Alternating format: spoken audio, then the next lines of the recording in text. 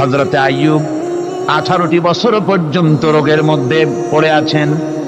এত অসুখ করেছে, এত রোগ, শরীর পচে গিয়েছে, গায়ে পোকা ধরেছে, দুর্গন্ধ হয়ে গিয়েছে, বিবিরা চলে গিয়েছে, ছেলে মেয়ে পাড়ার লোকেরা দূর দূর করে তাড়িয়ে দিয়েছে।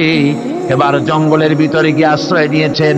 এমন অবস্থা হয়েছে, শরীর পচে পচে জিহ্বায় যখন পোকা ধরা শুরু করে দিল, হযরত আইয়ুব আলাইহিস সালাম তখন আল্লাহ রাব্বুল আলামিনের দরবারে এই প্রথমবারের মতো তিনি বললেন, রব্বুল আলামিন, হায় আল্লাহ তাআলা, সমস্ত শরীর জড়জড় হয়ে গিয়েছে, গায়ে পোকা ধরেছে, আমি কোনো কথা বলি নাই, আমি খামোশ থেকে জিকির আজগার করতেছিলাম।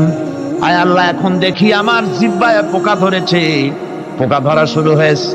আমার জিহ্বাটায় পোকা তুমি দয়া করে দিও না, কারণ আমার জিহ্বায় যদি পোকা হয়ে যায় তাহলে তোমার মতো আল্লাহর জিকির আমি কি দিয়া করব? আমার জিহ্বাটা তুমি দয়া করে ভালো রাখো। কোরআনে কারীম বলছি, ওয়া আইয়ুবা ইয নাদা রাব্বাহু আন্নী মাসসানিয়াদ দুররু ওয়া আনতা আরহামুর রাহিমিন।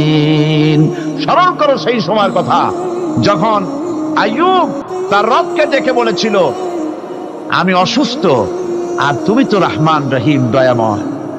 ভাষাটা দেখেন কি সুন্দর। এর থেকে কি আল্লাহর আর কিছু বলা লাগে? আল্লাহ পাকের কাছে তিনি বলতেছেন, আল্লাহ আমি তো অসুস্থ, আমি তো অসুখ করেছে আমার, আর তুমি তো দয়াময় রহমান রহিম। এক অন্ধ, ঈদের দিন কত অন্ধই তো আসে খয়রাত করার জন্য, ভিক্ষা করার জন্য, চতুর্দিকে ভিক্ষা করতেছে অন্ধরা। এক অন্ধ ঈদের গেটের কাছে দাঁড়ায় বলতেছে, ভাইরা আজ হচ্ছে ঈদের দিন আর আমি কিছু দেখতে পাচ্ছি না।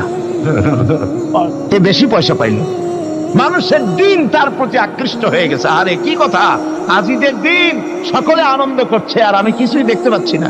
সে কিন্তু কিছু চায় নাই। ভাষার ভিতরে, কথা বলার ভিতরে এ ধরনের টেকনিক আছে। হযরত আইয়ুব আলাইহিস সালাম বললেন না যে আল্লাহ আমারে মাফ করে দাও, কষ্টের মধ্যে আছি। তিনি শুধু বলেছেন, রব্বুল আলামিন, আমি অসুস্থ হয়ে পড়েছি, আমার অসুখ করেছে, আর তোমার নাম রহমান রহিম। এতটুকু কথা বলেছেন। আল্লাহ রাব্বুল আলামিনের দরজায়, তার দরবারে আইয়ুব আলাইহিস সালামের ডাক চলে গেছে। যায় নাই? কোন অসুবিধা আছে নাকি? কোন অসুবিধা নাই।